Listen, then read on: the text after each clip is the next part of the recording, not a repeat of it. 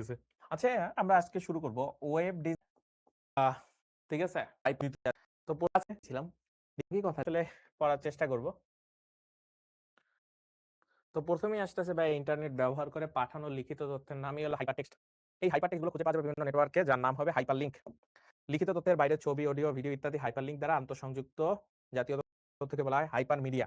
হাইপারমিডিয়া এটি হাইপারটেক্সটের একটি বর্ধিত রূপ। আরে হইলো কিছু একটা হাইপারটেক্সট। আচ্ছা, এখানে হাইপারটেক্সট, হাইপারলিংক, হাইপারমিডিয়া আছে।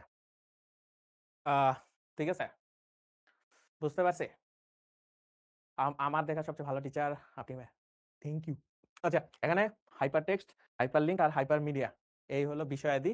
এখন এই হলো বিষয়। এখন জিনিসপাতি হলো যে এইগুলো আসলে কি জিনিস, এগুলো আমি আসলে নিজেও বুঝি না। ঠিক আছে? হাইপারটেক্সট, হাইপারলিংক আর হাইপারমিডিয়া। ঠিক আছে? তো আমি আসলে তোমাদেরকে কি বুঝাবো জানি না।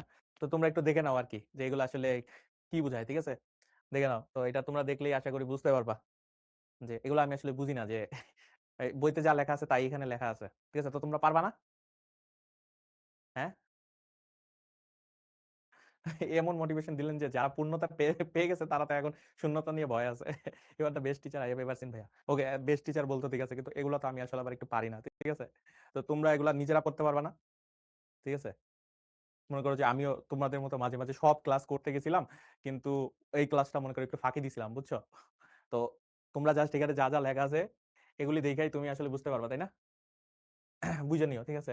এই ওই ক্লাসে আমি নিজে ফাঁকি দিছিলাম, বুঝতে পারছো? তাই আর কি বুঝতে পারতো না যেগুলা কেমনে কি হয়, বুঝছো?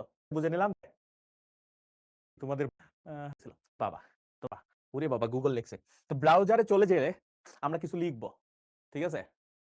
ব্রাউজারে যেয়ে কিছু লিখবো, যা মন চাই লিখো। ধরো শিখো, আমরা ওয়েবসাইটে যাবো। ধরো শিখো জায়গায় চলে যাও না কেন, ঠিক আছে, যে কোনো জায়গায় চলে যাও না কেন, এরকম লিঙ্ক আসার পরে তুমি এখানে দেখো কিছু টেক্সট দেওয়া আছে। কিছু টেক্সট দেওয়া আছে, যে কোনো ব্রাউজারে গিয়ে তুমি যখন ওয়েবসাইট সার্চ করো তখন এরকম কিছু টেক্সট দেওয়া থাকে, যেগুলো বিভিন্ন কালারে দেওয়া থাকে। যেমন ধরো যে এখানে একটা কালার, এটা নর্মালি অন্য কালারে থাকে একবার ভিজিট করার পরে। এগুলো আছে না? এরকম টেক্সট দেখতেছো না? এখন এই টেক্সটে আমি একটা ক্লিক করার সাথে সাথে আরেক জায়গায় নিয়ে যায় না? এই টেক্সটে একটা ক্লিক করার সাথে সাথে আরেক জায়গায় নিয়ে যায় না? এই কারণে